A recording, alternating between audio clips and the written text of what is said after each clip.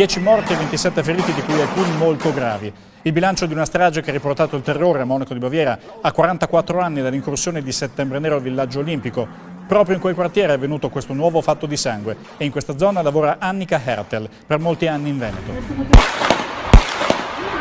Secondo me il delinquente ha scelto quel posto per quello, perché è una cosa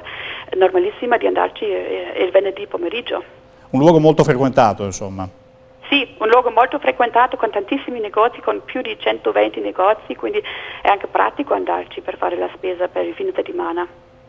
Si parla anche di tanti bambini coinvolti in questo attentato, perlomeno vicini, insomma, quindi anche molto spesso famiglie intere che frequentano. Sì, ci vai anche con la tua famiglia, perché i bambini hanno anche tanti modi per giocare lì, è pratichissimo, i bambini non possono scappare facilmente, quindi ci vai con bambini e ci sono anche tanti negozi per bambini. Aiutaci poi a capire come sono state le ore successive, in pratica voi nel tuo caso già in casa, ma quindi tutta l'attenzione,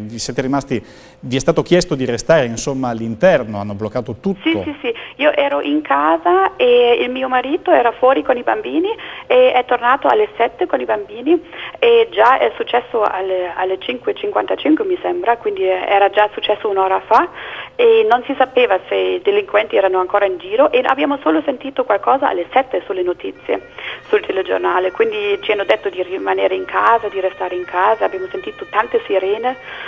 ogni 2 minuti almeno è passata una macchina con una sirena e abbiamo visto tanti elicotteri che circolavano tutta la notte fino alle 4:30 sopra Monaco.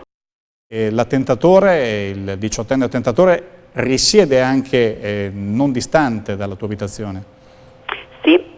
Vive proprio nel mio quartiere, io vivo in un quartiere centralissimo a Monaco dove ci vivono tante famiglie, quindi è un quartiere molto frequentato da bambini, famiglie e ho letto adesso sul telegiornale che era quasi un mio vicino di casa e che la polizia sta bloccando la sua casa in questo momento e stanno facendo investigazioni lì e quindi mi fa ancora più paura pensare che questa persona, mezza tedesca, mezza iraniana, era anche il mio vicino di casa. In questa zona, in questi quartieri molto popolosi, come si possa definire l'integrazione complessiva, visto che il giovane in questo caso, pur con tutti i problemi che possa avere, è nato sostanzialmente appunto in zona? Sì, questo è anche un punto molto difficile da dire, perché adesso abbiamo anche tante persone che si fuggono in Germania, proprio la Germania ha accettato tante persone anche della Siria e quindi diventa ancora più difficile di fare un'integrazione buona, perché alla fine la gente ha avuto più paura da questo, però secondo me